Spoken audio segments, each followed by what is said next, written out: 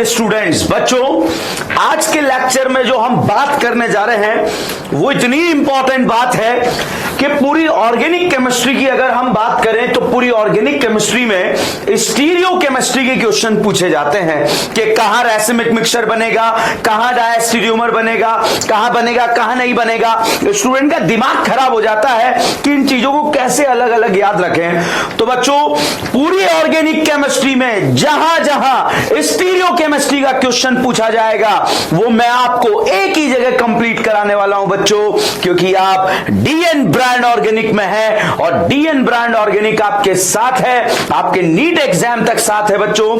तो बच्चों यहां पर हम बात कर रहे हैं स्टीरियो केमिस्ट्री। देखो बच्चों कई जगह आपने देखा कहीं रैसिमिक मिक्सचर बना, कहीं क्या बना, कैसे पता लगेगा क्या होगा, कब होगा, क्यों होगा। चलिए बात करते हैं बच्चों। जब हम EAR रिएक्शन पढ़ते हैं, इलेक्ट्रोफिलिक एडिशन रिएक्शन, तो उस इलेक्ट्रोफिलिक एडिशन रिएक्शन में अगर कोई नया कायरल सेंटर अगर जनरेट हो सकता है तो फिर क्या होता है। देखिएगा बच्चों यहां पर हम H+ को ऐड करते हैं, H+ को ऐड करने के बाद बच्चों कार्बोकैटाइन बनता है। इस कार्बोकैटाइन के बारे में बच्चों अगर हम बात करें तो ये प्लेनर है बेटा, प्लेनर बोले तो sp2 है, sp2 बोले तो एक ही प्लेन में लाई कर रहा है। अब अगर इसमें जो है Br माइनस जो आ सकता है ऊपर से भी आ सकता है, नीचे से भी आ सकता है, मतलब ये करीना इस तरह से लेटी हुई है, Br ऊपर से भी आएगा नीचे से भी आएगा, दोनों तरफ से आने के चांसेस बराबर होंगे और बराबर मिक्सचर जो कहलाएगा। अगर वो प्रोडक्ट सेंटर, तो यहां पर अगर प्रोडक्ट सेंटर, प्रोडक्ट में कोई कायरल सेंटर जनरेट हो रहा है तो बच्चों इसमें R भी बनेगा, S भी बनेगा। अगर प्रोडक्ट में कोई कायरल सेंटर जनरेट हो रहा है तो उसमें R भी बनेगा, S भी बनेगा और RS का बराबर मिक्सचर जो कहलाता है बच्चों, उस मिक्सचर को हम क्या बोलते हैं, रैसिमिक मिक्सचर। तो बच्चों EAR रिएक्शन के अंदर कभी अगर आपसे पूछ लिया जाए, जो कि पूछा जा सकता है भैया, बहुत इंपॉर्टेंट बात है, तो EAR रिएक्शन में अगर आपसे पूछ लिया जाए कि रैसिमिक मिक्सचर बनेगा या नहीं बनेगा, तो भाई साहब अगर नया कायरल सेंटर, एक सिंगल नया कायरल सेंटर जनरेट हो सकता है तो रैसिमिक मिक्सचर बनेगा। ठीक है, तो पहला डाउट, अगर स्टीरियो केमिस्ट्री से रिलेटेड टफ से टफ क्वेश्चन पूछ लिया जाए हमसे तो ऐसा क्वेश्चन पूछा जाएगा और ऐसा क्वेश्चन आपकी जबरदस्त मदद कर देगा बेटा। ठीक है, गलत नहीं होने देगा।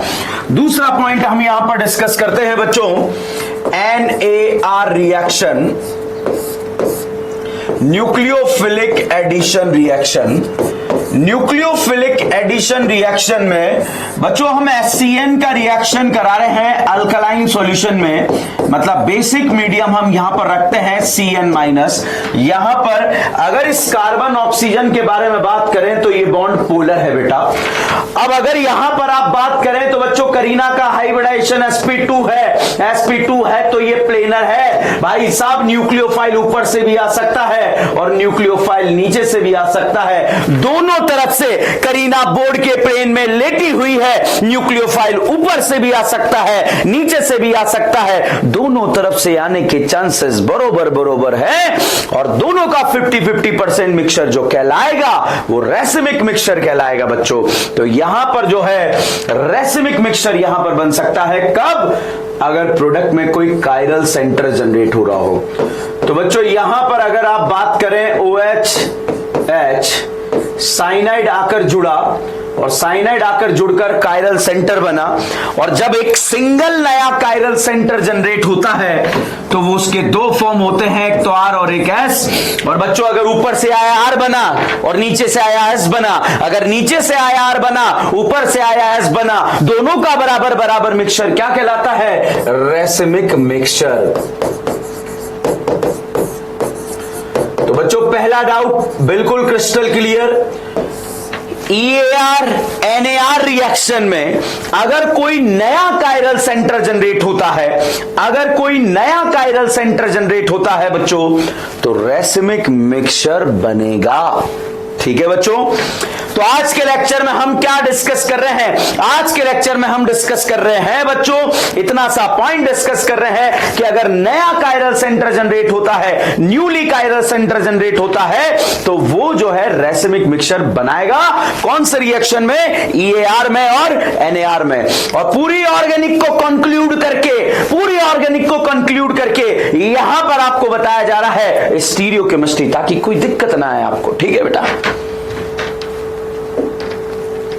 बच्चों अगला पॉइंट, EAR और NAR रिएक्शन में अगर एक कायरल सेंटर पहले से दिया हो और उसके अलावा कोई दूसरा नया कायरल सेंटर बने तो क्या कांड हो सकता है?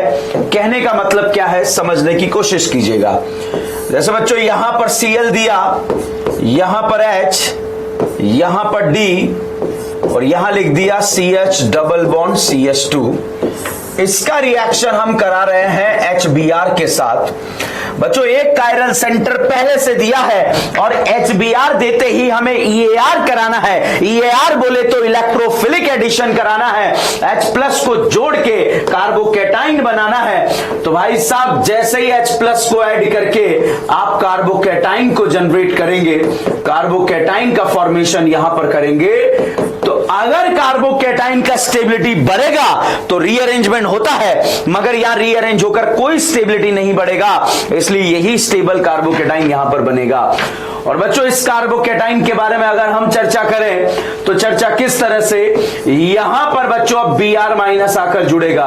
Br ऊपर से भी आ सकता है, Br नीचे से भी आ सकता है, दोनों तरफ से आने के चांसेस बराबर है और दोनों का 50-50% मिक्सचर कहलाता है बच्चों रेसिमिक मिक्सचर।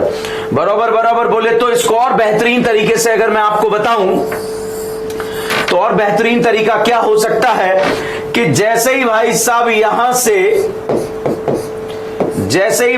यहां से अगर बात करें H प्लस जुड़ा कार्बोकेटाइन बना, तो कार्बोकेटाइन बनने के बाद इस तरह से बच्चों ये प्लेनर बन गया, sp2 है।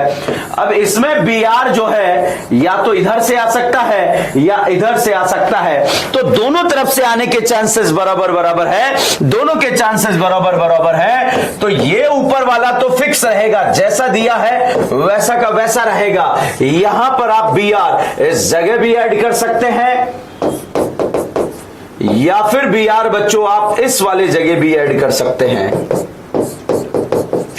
तो बच्चों इस वाली करीना पर या तो Br इधर ऐड हो गया या Br इधर ऐड हो गया, मगर ऊपर वाली करीना जो है एज इट इज रही।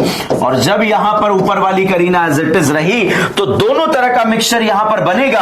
अब अगर दोनों में हम रिलेशन चेक करें कि रिलेशन क्या होगा, तो बच्चों यहां पर रिलेशन की अगर बात करें, इसका कॉन्फ़िगरेशन R है बच्चा, तो यहां पर भी अगर कॉन्फ़िगरेशन के बारे में बात की जाए तो ये भी R है, ये भी R है, इसमें कोई चेंजेस नहीं आया है। ठीक है।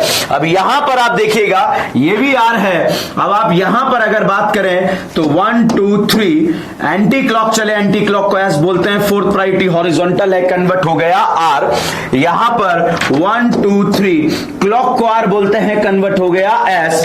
तो बच्चों RR और RS के बीच में रिलेशन जो होता है वो रिलेशन डायस्टीरियोमर का होता है। तो दोनों के बीच में जो रिलेशन बनेगा बच्चों वो बनेगा डायस्टीरियोमर।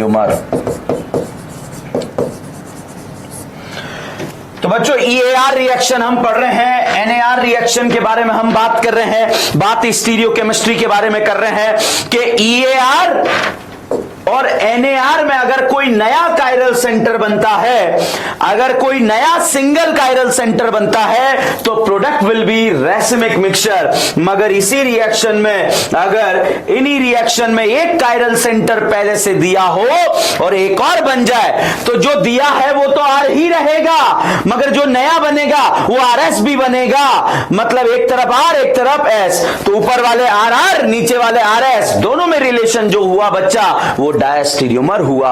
तो कहने का मतलब EAR और NAR की इस रिएक्शन में अगर एक कायरल सेंटर पहले से दिया होगा और एक नया जनरेट हो रहा होगा तो बच्चों वो प्रोडक्ट डायस्टीरियोमर कहलाएगा।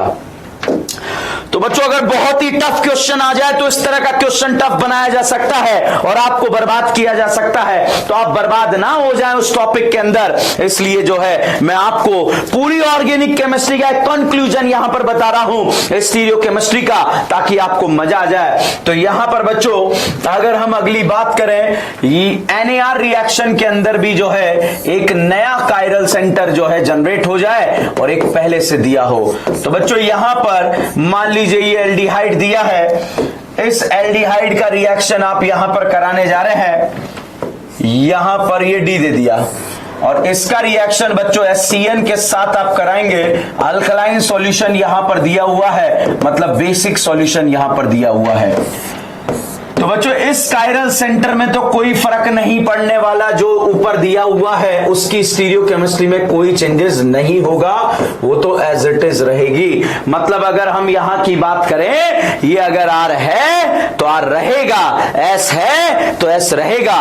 बट अगर हम अगले की बात करें तो अगला क्या होगा वो डिसाइड करेंगे। तो इस कायरल सेंटर पे 1 2 3 4, तो यहां पर बच्चों 1 2 3 4, तो यहां पर बच्चों हम क्लॉक चले और क्लॉक को हम R बोलते हैं, मगर फोर्थ प्रायोरिटी हॉरिजॉन्टल है तो यस यहां पर भी S रहेगा।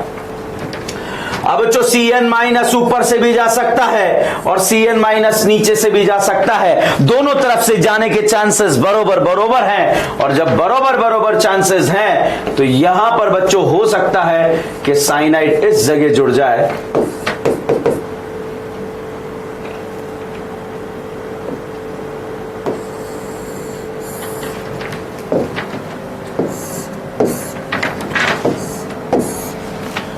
तो बच्चों अगर इसकी हम बात करें तो हो सकता है साइनाइड यहां पर जुड़ जाए तो OH यहां पर आ जाए, और हो सकता है कि साइनाइड यहां पर जुड़ जाए तो OH यहां पर आ जाए। इस कंडीशन में जो है दो कंडीशन यहां पर बनती है।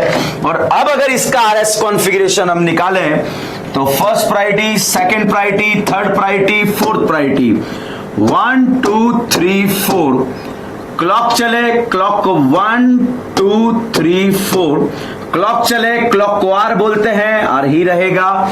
यहां देखिएगा बच्चों 1 2 3 4, एंटी क्लॉक चले, एंटी क्लॉक को S बोलेंगे।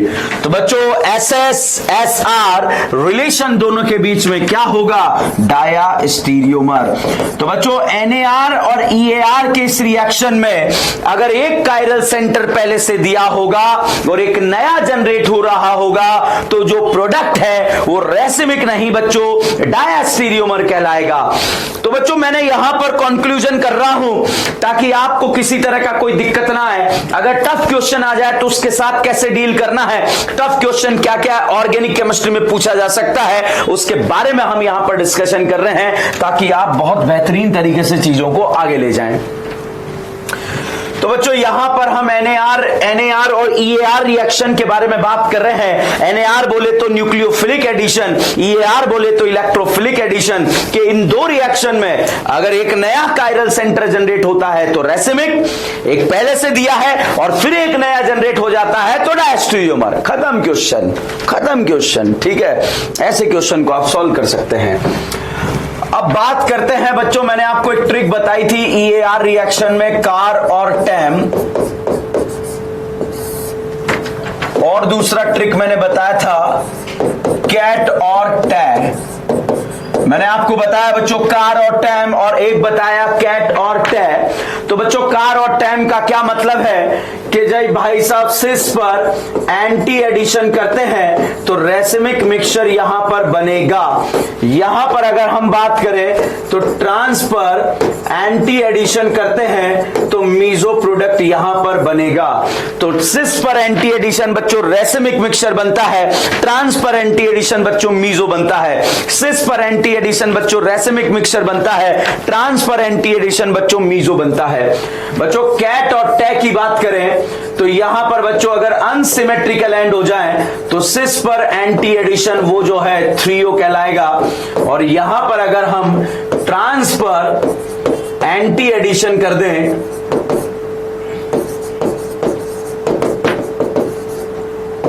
तो एरिथ्रोस कहलाएगा।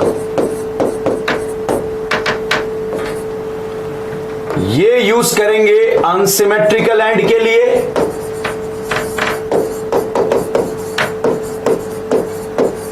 और ये यूज करेंगे बच्चों सिमेट्रिकल एंड के लिए। कहानी क्या है, बहुत ध्यान से देखिए। आज वो बात चल रही है कि अगर नीट एग्जाम में स्टीरियो केमिस्ट्री के क्वेश्चन आ जाए तो पूरे नोट्स खंगालने की जरूरत नहीं है, सिर्फ डीएन का ये लेक्चर खंगाल लेना, डीएन ब्रांड ऑर्गेनिक का ये लेक्चर खंगाल लेना, आपका काम हो जाएगा बच्चों, जो नीट एग्जाम में आता है। कैसे काम होगा देखिएगा बच्चों। यहां पर मैंने ट्रांस लिखा, यहां पर सिस लिखा, और इसमें Br2 का रिएक्शन या Br2CCl4 का रिएक्शन कराया, और इसमें हमने Br2CCl4 का रिएक्शन कराया। तो ध्यान दीजिएगा बच्चों, ट्रांस पर एंटी एडिशन करते हैं, क्योंकि ये एंटी एडिशन रिएक्शन होती है तो बनने वाला प्रोडक्ट बच्चों मीजो कहलाएगा। तो मतलब OH Br को इस तरह से प्लेस कर देंगे, Br को इस तरह से प्लेस कर देंगे कि बनने वाला प्रोडक्ट बच्चों मीजो बन जाए। तो यहां पर फाइनली जो प्रोडक्ट बनेगा बच्चों वो बन जाएगा मीजो। तो यहां पर बच्चों ट्रांस पर एंटी एडिशन करते हैं तो मीजो बनता है। तो ट्रांस अल्कीन था, एंटी एडिशन करा, बनने वाला प्रोडक्ट मीजो कहलाया। अगर ऐसा का ऐसा एक और बन जाएगा तो मीजो बनेगा। मीजो मीजो में रिलेशन क्या होता है, आइडेंटिकल होता है। मगर सिस पर एंटी एडिशन करते हैं बच्चों, मीजो नहीं बनता है। और जब मीजो नहीं बनेगा तो यहां पर कार वाला ट्रिक यूज करेगा। सिस पर एंटी एडिशन क्या बनेगा, रेसिमिक मिक्सचर बनेगा। और यहां पर Br और यहां पर H, यहां पर H, यहां पर CH3, यहां पर CH3। ठीक है, आप Br को चाहे तो यहां लगा दें, तो जब यहां लगाएंगे तो ऐसा का ऐसा एक और बन सकता है, या तो Br यहां लग जाए या Br यहां लग जाए। और बच्चों दोनों बराबर बराबर बनेंगे, और दोनों में रिलेशन जो रहेगा वो रेसिमिक मिक्सचर का रिलेशन रहेगा। तो बच्चों ट्रांस पर एंटी एडिशन करते हैं मीजो बनता है, और ट्रांसिस पर एंटी एडिशन करते हैं रेसिमिक मिक्सचर बनता है। तो एक टाइप का क्वेश्चन ये भी पूछा जा सकता है स्टीरियो केमिस्ट्री में। अगर last 10 years national level medical exam को देखें तो ऐसा क्वेश्चन पूछा गया है, और पूछा गया है तो फिर हमें आना चाहिए। बच्चों रेसिमिक की जगह आपको एग्जाम में ऐसा भी लिखा हो सकता है +D और -L, ऐसे लिखकर जो है आपको प्रोडक्ट का नाम दिया हो सकता है। मतलब DL का बराबर बराबर मिक्सचर यहां पर बना है, और DL का बराबर बराबर मिक्सचर बना है तो रेसिमिक मिक्सचर बनेगा। तो बच्चों अगर नीट एग्जाम में टफ क्वेश्चन आता है, स्टीरियो केमिस्ट्री से आता है, तो पहला आपसे रेसिमिक मिक्सचर EAR NAR से रिलेटेड पूछा जाएगा, क्वेश्चन सॉल्व हो जाएगा। नया कायरल सेंटर जनरेट होते ही रेसिमिक मिक्सचर बनेगा। अगर इस रिएक्शन के अंदर और टफ क्वेश्चन पूछ लिया जाता है तो एक कायरल सेंटर पहले से दिया होगा, एक नया जनरेट कर दिया जाएगा, और जब नया जनरेट कर दिया जाएगा तो प्रोडक्ट बच्चों डायस्टीरियोमर कहलाएगा। उसके बाद इस वाले ट्रिक में कार और टैम का यूज करेंगे।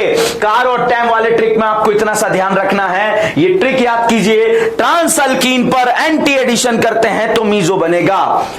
और यहां पर टफ क्या बन सकता है, और टफ की अगर हम बात करें तो ये अल्कीन दिया है, Cl2CCl4 आपको दिया हो सकता है, ये अल्कीन दिया है, Cl2CCl4 आपको दिया हो सकता है। A और B कोई प्रोडक्ट बनेगा, आपसे रिलेशन पूछा जा सकता है कि भाई बताइए A और B के बीच में क्या रिलेशन होगा, A और B के बीच में क्या रिलेशन होगा। तो ध्यान दीजिएगा बच्चों, यहां पर क्या करना है, यहां पर टैम वाला ट्रिक लगाना है कि ट्रांस पर एंटी एडिशन करते हैं तो बच्चों प्रोडक्ट मीजो बनता है। तो यहां पर बच्चों ये CH3 है, ये CH3 है, ये प्रोडक्ट यहां पर मीजो बना। सिस पर एंटी एडिशन करते हैं तो रेसिमिक बनता है। मतलब प्रोडक्ट इस तरह से बना लीजिए बच्चों कि ये मीजो ना बने, यहां पर HH लगा दिया, ऐसा का ऐसा एक और बन जाएगा। अब हमसे बच्चों इसके और इसके बीच में रिलेशन पूछा गया है, ये मीजो है, ये मीजो नहीं है, और एक मीजो हो और एक मीजो ना हो, और दोनों के बीच में रिलेशन अगर पूछा जाए तो बच्चों दोनों के बीच में रिलेशन होता है डायस्टीरियोमर। तो जब अगर दोनों एक दूसरे के आइसोमर है, जब इस रिएक्शन और इस रिएक्शन में यहां भी Cl2 रिएक्ट कर रहा है, यहां भी Cl2 रिएक्ट कर रहा है, दोनों एक दूसरे के आइसोमर हो तो बनने वाले प्रोडक्ट के बीच में रिलेशन जो होगा वो रिलेशन डायस्टीरियोमर का होगा। तो बच्चों यहां पर और क्वेश्चन पूछा कि भाई प्रोडक्ट क्या बनेगा, ट्रिक यूज करके। दूसरा यहां पर पूछा जा सकता है, जनरली मैंने देखा है बहुत सारे इंस्टीट्यूट में जब मेजर टेस्ट होते हैं उन मेजर टेस्ट के अंदर जो है ऐसा क्वेश्चन पूछ लिया जाता है कि भाई इसके प्रोडक्ट और इसके प्रोडक्ट के बीच में रिलेशन क्या होगा, और रिलेशन जो होगा बच्चों वो डायस्टेरियोमर का रिलेशन होगा। कैसे बच्चों, यहां पर आपसे ऐसा भी पूछा जा सकता है इस क्वेश्चन में, जब आप किसी मेजर टेस्ट को दे रहे होंगे तो यहां पर ब्यूटवनिन दिया होगा, ब्यूटुइन दिया है, यहां पर भी बच्चों ब्यूटुइन दिया है, और अब इसमें जो है एक रिडक्शन जो है यूज किया गया कि भैया यहां पर हमने यूज कर लिया H2PD बेरियम सल्फेट। तो H2PD बेरियम सल्फेट रोजेनमुंड रिडक्शन होता है, यहां पर बच्चों सोडियम लिक्विड अमोनिया यूज कर लिया गया और कोई प्रोडक्ट यहां पर A बना, यहां भी कोई प्रोडक्ट A बना, यहां पर अब इसका रिएक्शन Cl2CCl4 के साथ करा दिया गया, यहां पर भी रिएक्शन Cl2CCl4 के साथ करा दिया गया। तो सबसे पहले तो आपको यहां का प्रोडक्ट पता होना चाहिए। तो बच्चों यहां पर जो अल्कीन बनता है वो सिस अल्कीन बनता है, तो यहां बनने वाला अल्कीन सिस बनेगा, यहां बनने वाला अल्कीन ट्रांस बनेगा। और बच्चों ये एंटी एडिशन है, ट्रांस पर एंटी एडिशन बच्चों मीजो बनेगा, मतलब यहां पर मीजो बनेगा, और यहां पर स्कार वाला ट्रिक लगेगा, सिस पर एंटी एडिशन रेसिमिक बनेगा, तो यहां पर बच्चों प्रोडक्ट जो है रेसिमिक बनेगा। और रेसिमिक प्रोडक्ट जब यहां पर बनेगा, तो रेसिमिक प्रोडक्ट जब यहां पर बनेगा तो एक बात यहां पर बहुत जबरदस्त तरीके से पूछी जा सकती है कि रेसिमिक और मीजो में रिलेशन क्या होगा। तो अभी मैंने आपको बताया अगर रेसिमिक और मीजो दोनों एक दूसरे के आइसोमर हैं तो रिलेशन होता है बच्चों डायस्टेरियोमर, और आप राखी-सावंत कॉन्फ़िगरेशन से भी यहां पर निकाल सकते हैं। तो बच्चों मैंने आपको और टफ यहां पर क्या पूछा जा सकता था वो आपको बताया। अगर नीट एग्जाम में टफ क्वेश्चन आता है, स्टीरियोकेमिस्ट्री से रिलेटेड क्वेश्चन आता है, तो इस तरह से क्वेश्चन आपसे पूछा जाएगा।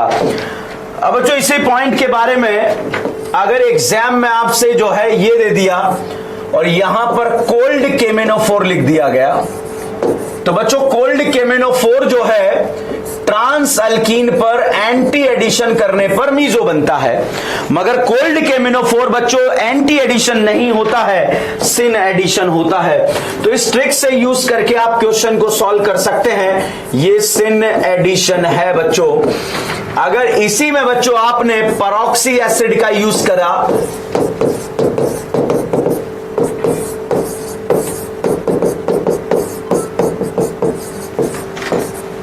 यहां ट्रांस एंटी एडिशन होता है, तो देखिएगा बच्चों यहां पर ये ट्रांस अल्कीन है और एंटी एडिशन कराया, ये ट्रांस अल्कीन है एंटी एडिशन कराया, तो बच्चों प्रोडक्ट मीजो बनेगा। मतलब यहां पर जो फाइनल प्रोडक्ट जनरेट होगा वो इस तरह से जनरेट हो जाएगा ताकि फाइनल प्रोडक्ट बच्चों मीजो बन जाए। तो यहां पर बच्चों प्रोडक्ट जो बनेगा this will be the meso product. तो this is the meso product. Meso product यहां पर जनरेट होने वाला है, तो ये मीजो प्रोडक्ट यहां पर बन चुका है।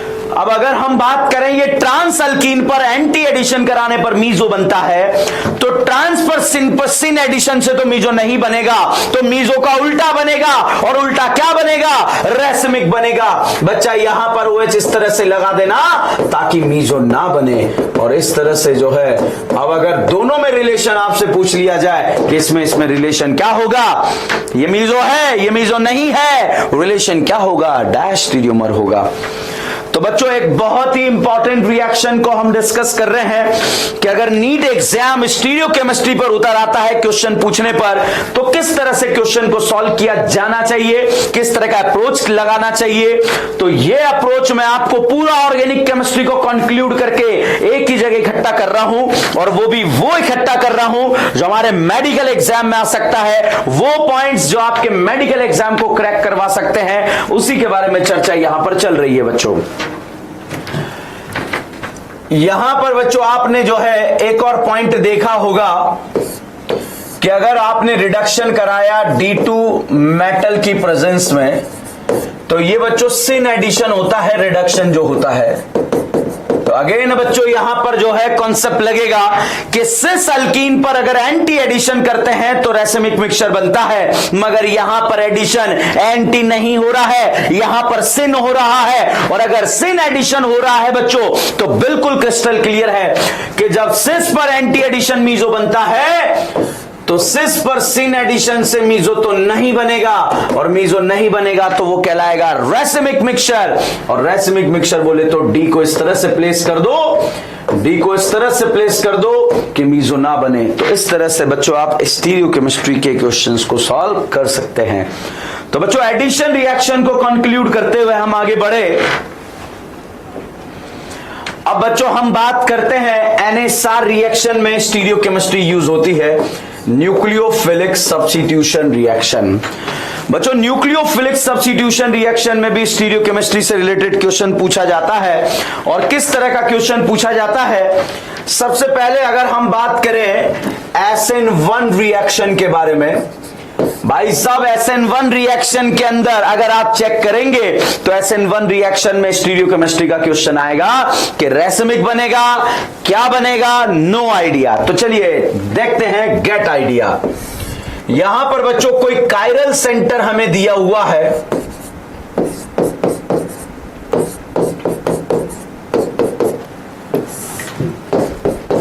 तो जब कायरल सेंटर दिया होता है, प्रोडक्ट यहां पर बनाना होता है, तो Cl यहां से बाहर निकलता है, और जब Cl यहां से बाहर निकलता है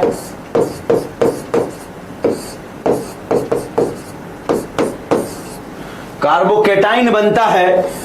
इस कार्बोकेटाइन पर बच्चों वाटर मॉलिक्यूल इलेक्ट्रॉन ऊपर से भी दे सकता है, नीचे से भी दे सकता है। अगर बनने वाले प्रोडक्ट की बात करें, बनने वाले प्रोडक्ट में एक नया कायरल सेंटर जनरेट होता है, मतलब हो सकता है OH यहां से आकर जुड़ जाए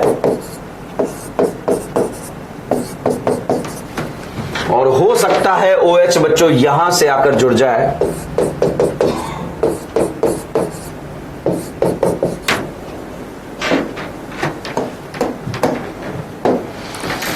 तो दोनों जगह से बच्चों OH आकर यहां पर जुड़ सकता है। दोनों जगह से जब OH आकर जुड़ सकता है तो यहां से भी जुड़ा, यहां से भी जुड़ा, दोनों के बनने के चांसेस बराबर बराबर है, बराबर बराबर हैं, तो बनने वाला प्रोडक्ट बच्चों रेसिमिक मिक्सचर बनता है।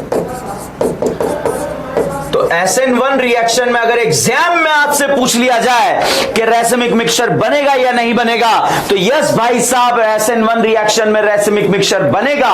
दूसरा पॉइंट यहां पर डिस्कस किया जाएगा, और वो पॉइंट क्या होगा कि भाई साहब रेसिमिक मिक्सचर तो बन गया, और यहां पर क्या 100% रेसिमाइजेशन नहीं होता है due to the intimate ion pair. वो कॉन्सेप्ट मैं आपको अलग से समझा चुका हूं, मगर SN1 रिएक्शन में रेसिमिक मिक्सचर बनता है, मगर 100% रेसिमाइजेशन नहीं होता है। ये बात को आप अपने दिलो दिमाग में अच्छे से रख लीजिएगा, ठीक है। तो बच्चों यहां पर हमने SN1 रिएक्शन के बारे में बात करी, तो भैया ध्यान रखना EAR NAR और SN1 में अगर नया कायरल सेंटर जनरेट होता है तो रेसिमिक मिक्सचर बनेगा, और SN1 में मगर 100% रेसिमाइजेशन नहीं होता है due to the intimate ion pair. अब बच्चों यहां पर हम बात करते हैं SN2 रिएक्शन के बारे में कि SN2 रिएक्शन में क्या कांड होगा, कैसे होता है, देखिएगा बच्चों। SN2 रिएक्शन में इन्वर्जन होता है,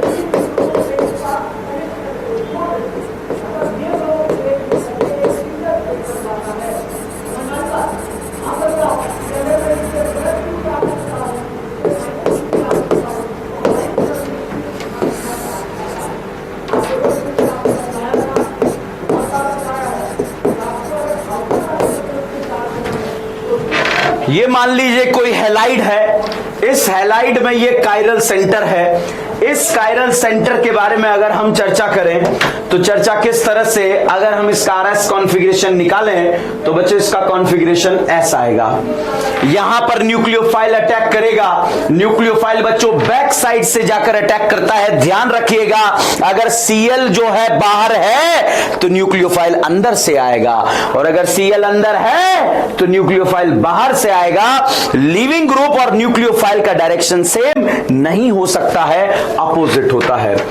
तो बच्चों यहां पर होगा क्या, कांड क्या होगा, कांड इतना सा होगा CS2 CS3, ये CS3 और ये H यहां पर। अब भैया यहां पर न्यूक्लियोफाइल ने जब अटैक करा I- ने, तो यहां पर बॉन्ड बनने लगा और यहां पर बॉन्ड जो है टूटने लगा। बॉन्ड का बनना, बॉन्ड का टूटना एक साथ होता है। इस तरह की स्टेज का नाम होता है बच्चों ट्रांजिशन स्टेट। और ट्रांजिशन स्टेट बनने के बाद जो फाइनली प्रोडक्ट बनता है वो फाइनल प्रोडक्ट कुछ इस तरह से बनता है कि यहां पर तो आकर जुड़ जाता है आयोडीन,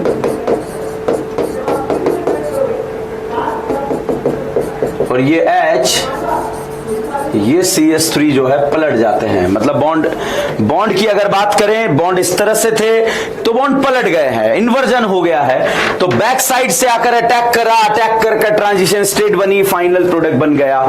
इन्वर्जन यहां पर कॉन्फ़िगरेशन S आया। अगर इसके कॉन्फ़िगरेशन की बात करें तो इसका कॉन्फ़िगरेशन R आया, मतलब इन्वर्टेड प्रोडक्ट बना। ये प्योर S था तो ये प्योर R बना, ये प्योर S था तो ये प्योर R बना। मतलब S का R में कन्वर्जन हो रहा है या बॉन्ड पलट रहे हैं। इस बॉन्ड पलटने को बच्चों इन्वर्जन बोलते हैं। कायरल सेंटर पलटा तो कायरल सेंटर अगर रिएक्टेंट में S दिया है तो प्रोडक्ट में R हो जाएगा, अगर ये R दिया है तो ये S हो जाएगा। इस तरह से आप याद रख सकते हैं। तो यहां पर स्टीरियोकेमिस्ट्री में पहला डाउट पूछा जाएगा, बॉन्ड का पलटना, रिएक्टेंट R है तो प्रोडक्ट S वाला बनाना, ये S है तो ये R वाला बनाना। दोनों में कोई रिलेशन नहीं होगा, कंपाउंड अलग अलग है। इनके पीपीएल लाइट के जो प्रैक्टिकली ऑब्जर्व किया जाता है उस रोटेशन के बारे में भी हम कुछ कमेंट नहीं कर सकते, क्योंकि वो बिल्कुल अलग वाला कॉन्सेप्ट यहां पर दिया होगा। तो बच्चों यहां पर जब अलग वाला कॉन्सेप्ट दिया होगा तो अलग वाला ही प्रोडक्ट यहां पर बनाया जाएगा। तो इस तरह से बच्चों आप यहां पर पॉइंट्स को याद रख सकते हैं और पॉइंट्स को याद रखकर क्वेश्चन को सॉल्व कर सकते हैं। तो बच्चों स्टीरियोकेमिस्ट्री से रिलेटेड पॉइंट डिस्कस कर रहे हैं ताकि एग्जाम में आ जाए तो आपका क्वेश्चन गलत ना हो। अब इससे क्या क्या क्वेश्चन पूछे जा सकते हैं। पहला, अगर एग्जामिनर ने SN2 रिएक्शन में Cl को डैश पर दिया है तो फिर न्यूक्लियोफाइल को H पर लगा देना। अगर एग्जामिनर ने रिएक्टेंट R बनाया है तो प्रोडक्ट में बच्चों आप S बना देना।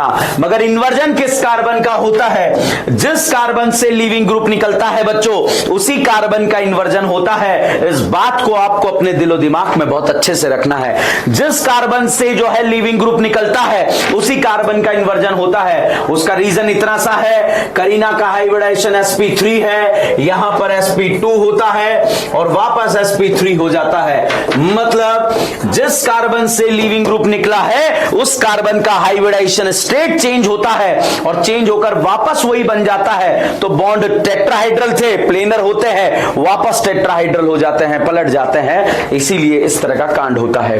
अब देखो क्वेश्चन यहां पर क्या क्या पूछा जा सकता है इस SN2 से रिलेटेड। हो सकता है एग्जामिनर आपको विलियमसन ईथर सिंथेसिस रिएक्शन का क्वेश्चन दे दे और विलियमसन ईथर सिंथेसिस रिएक्शन में मान लीजिए एग्जामिनर ने आपको ये क्वेश्चन दे दिया और बोला भैया प्रोडक्ट बनाइए। तो भैया रिएक्शन का मैकेनिज्म SN2 होगा और जब मैकेनिज्म SN2 होगा तो इन्वर्जन होगा। इन्वर्जन किस कार्बन का होगा? जिस कार्बन से लीविंग ग्रुप निकलता है। तो यहां पर आप देखिएगा अगर Cl इधर था तो आप इस OCH3 को इधर लगा दीजिए, ये D इधर कर दीजिए, ये H इधर, ये T इधर। तो आप देखिए यहां पर आपको बिल्कुल आंसर मिलेगा। ये 1 2 3 4 क्लॉक को R बोलते थे, 1 2 3 4 एंटी क्लॉक को S बोलते थे। तो भैया इन्वर्जन हो गया है, बॉन्ड पलट गए हैं और कायरल सेंटर से हमें RS से जो है इसका पता भी लग चुका है। तो यहां पर बच्चों इन्वर्जन हुआ है। इन्वर्जन का मतलब होता है बॉन्ड का पलटना। कायरल सेंटर में ऐसा हो रहा है तो R जो है S में कन्वर्ट, S जो है R में कन्वर्ट। पहला क्वेश्चन ये बन सकता है। दूसरा क्वेश्चन बच्चों ऐसा भी दिया हो सकता है कि न्यूक्लियोफाइल में भी कोई कायरल सेंटर दिया हो, न्यूक्लियोफाइल में भी कोई कायरल सेंटर दिया हो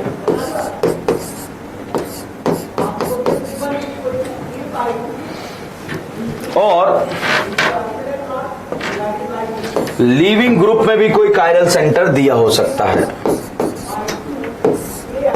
न्यूक्लियोफाइल में भी कायरल सेंटर दिया हो और लीविंग ग्रुप में भी कायरल सेंटर दिया हो, उस कंडीशन में बच्चों रिएक्शन विलियमसन ईथर सिंथेसिस है। ध्यान रखिए जिस कार्बन से लीविंग ग्रुप निकल रहा है उसी कार्बन का इन्वर्जन कराना है आपको। तो यहां पर बच्चों अगर कॉन्फ़िगरेशन की बात करें तो ये R है, इसके कॉन्फ़िगरेशन की बात करें तो R है।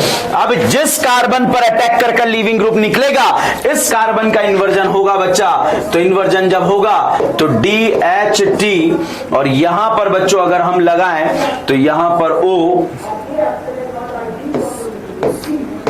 ये H, ये CD3, ये CT3, ये प्रोडक्ट बना। अब इसकी बात करें तो ये तो बच्चों एज इट इज R का R है, बट अगर इसकी बात करें तो 1 2 3 ये R था मगर ये कन्वर्ट हो गया बच्चों S में। तो ध्यान रखिएगा वैरायटी ऑफ क्वेश्चन यहां पर इन्वर्जन से पूछे जा सकते हैं। तो बच्चों उस कंडीशन की बात बता रहा हूं जब नीट एग्जाम टफ हो जाए, क्योंकि यहां पर बच्चों इस साल पैटर्न चेंज हुआ है और पैटर्न चेंज हुआ है। 5 एक्स्ट्रा क्वेश्चन जो है 15 एक्स्ट्रा क्वेश्चन हमें मिले हैं, उनमें से हमें ऑप्शनल जो है क्वेश्चन कर रहे हैं। तो हो सकता है ऐसे क्वेश्चन पूछे जा सकते हैं, क्योंकि हमारे एनसीईआरटी के पहले चैप्टर में इन्वर्जन से रिलेटेड बात की हुई है। तो एनसीईआरटी को फॉलो करते हुए हम आगे बढ़ रहे हैं। तो बच्चों यहां पर हम वैरायटी ऑफ क्वेश्चन सॉल्व कर रहे हैं। वैरायटी ऑफ क्वेश्चन सॉल्व कर हम रिएक्शन को आगे की तरफ बढ़ा रहे हैं। अब बच्चों नेक्स्ट देखिएगा इस रिएक्शन में किस किस तरह के क्वेश्चन पूछे जा सकते हैं, किस किस तरह की स्टीरियोकेमिस्ट्री से रिलेटेड क्वेश्चन पूछे जाएंगे, और जो क्वेश्चन पूछे जाएंगे उसी के बारे में हम यहां पर चर्चा कर रहे हैं। तो बच्चों चर्चा नंबर 1 हमने यहां पर डिस्कस किया। पहला लेक्चर जो डिस्कस करा वो स्टीरियोकेमिस्ट्री से रिलेटेड डिस्कस करा कि अगर नीट एग्जाम में स्टीरियोकेमिस्ट्री आ जाए तो क्या कायरल सेंटर नया EAR NAR में जनरेट होता है, रेसिमिक एक पहले से दिया होगा एक नया जनरेट हो जाए, डायस्टीरियोमर, और फिर कार्टेम वाला ट्रिक यूज कर लेंगे, सिस एंटी और वगैरह वगैरह जो है रिलेशन आपस में पूछा जा सकता है, उसके बारे में बात करी। SN1 रिएक्शन के बारे में बात करी। SN1 रिएक्शन में 100% रेसिमाइजेशन नहीं होता है, इसके बारे में बात करी। दूसरी हमने SN2 के इन्वर्जन के बारे में बात करी। कई बार अगर और टफ क्वेश्चन पूछा जाए बच्चों एग्जाम के अंदर तो एक ही सीक्वेंस के अंदर 2 बार इन्वर्जन कराकर पूछा जा सकता है। एक ही सीक्वेंस में 2 बार इन्वर्जन कराकर पूछा जा सकता है। वो क्या है?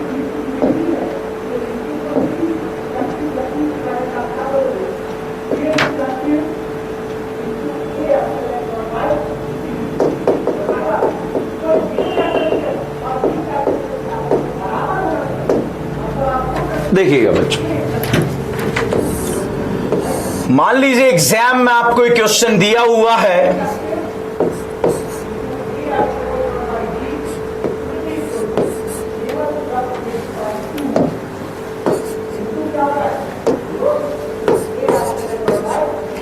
पहला रिएक्शन में NaI एसीटोन के साथ करा दी जाए कि कोई प्रोडक्ट A बना। जो प्रोडक्ट A बना उसका रिएक्शन CH3O- से करा दिया जाए, कोई प्रोडक्ट B बना। तो बच्चों यहां पर इस कायरल सेंटर का कॉन्फ़िगरेशन के बारे में अगर चर्चा करें तो इसका कॉन्फ़िगरेशन बच्चों यहां पर शो हो रहा है, R कॉन्फ़िगरेशन शो हो रहा है। पूछा जा सकता है कि जो B वाला कायरल सेंटर है उसका कॉन्फ़िगरेशन क्या हो सकता है। तो B वाले कायरल सेंटर का कॉन्फ़िगरेशन क्या हो सकता है, चलिए बात करते हैं। DHBr यहां पर दिया कायरल सेंटर था, NaI एसीटोन के साथ रिएक्शन होगी, रिएक्शन का मैकेनिज्म SN2 होगा। मतलब यहां पर आपको इतना सा ध्यान रखना है, बैक साइड अटैक करना है। Br यहां था तो हमने आयोडीन को यहां पर जोड़ दिया और ये D यहां पर लगा दिया। अगर इसके कॉन्फ़िगरेशन की बात करें 1 2 3, तो जैसे ही हमने कॉन्फ़िगरेशन निकाला, कॉन्फ़िगरेशन बच्चों S आया और यहां पर बच्चों R दिया था, ये S में कन्वर्ट हो गया क्योंकि इन्वर्जन होता है। दोबारा फिर से बच्चों हमने CH3O- से रिएक्शन कराई, रिएक्शन का मैकेनिज्म SN2 रहा, और जब SN2 मैकेनिज्म रहा तो यहां पर आयोडीन अगर इधर है तो न्यूक्लियोफाइल इस डायरेक्शन में आकर जुड़ जाएगा, और ये T यहां, ये H यहां, ये D यहां। तो वापस से हमने इसका कॉन्फ़िगरेशन निकाला तो कॉन्फ़िगरेशन बच्चों आ रहा आया। तो बच्चों बच्चों एक ही कायरल सेंटर को हमने 2 बार इन्वर्जन कराया, 2 टाइम इन्वर्जन अगर हमने कराया तो 2 टाइम इन्वर्जन होने के बाद आप देख सकते हैं बच्चों जो रिएक्टेंट था और जो प्रोडक्ट था उसका कॉन्फ़िगरेशन सेम रहा। तो बच्चों स्टीरियो केमिस्ट्री पूरी ऑर्गेनिक केमिस्ट्री में जहां जहां एग्जिस्ट करती है हमने उसको कंक्लूड करा, बाहर निकाला और आपको सारी स्टीरियो केमिस्ट्री बता दी है। इस लेक्चर को बहुत अच्छे से देख लें आप लोग, बहुत प्यारे प्यारे तरीके से जो है इसको जो है मतलब अच्छे से सॉल्व करें, आगे बढ़ें और बढ़ते रहें। और कोई भी दिक्कत हो बच्चों तो बने रहिए, जुड़े रहिए। और बच्चों ध्यान रखिए जो नीट का नया पैटर्न आ रहा है उस नए पैटर्न के अकॉर्डिंग जो है अब आपके टेस्ट लिए जा रहे हैं। इस सैटरडे को फिर से आपका टेस्ट है और इस सैटरडे जो टेस्ट होगा उस टेस्ट में बच्चों मैं आपको जो है कुछ रिएक्शंस का रिएक्शंस वाइज टेस्ट दे रहा हूं। ESR रिएक्शन, FSR रिएक्शन और EAR रिएक्शन, तीनों रिएक्शन का जो है टेस्ट लिया जाएगा। तो अच्छे से प्रिपेयर कर लीजिए, आपके पास ये ग्रैंड अपॉर्चुनिटी है, इस अपॉर्चुनिटी का फायदा उठाइए बच्चों। तो चलिए बने रहिए, जुड़े रहिए। Thank you so much.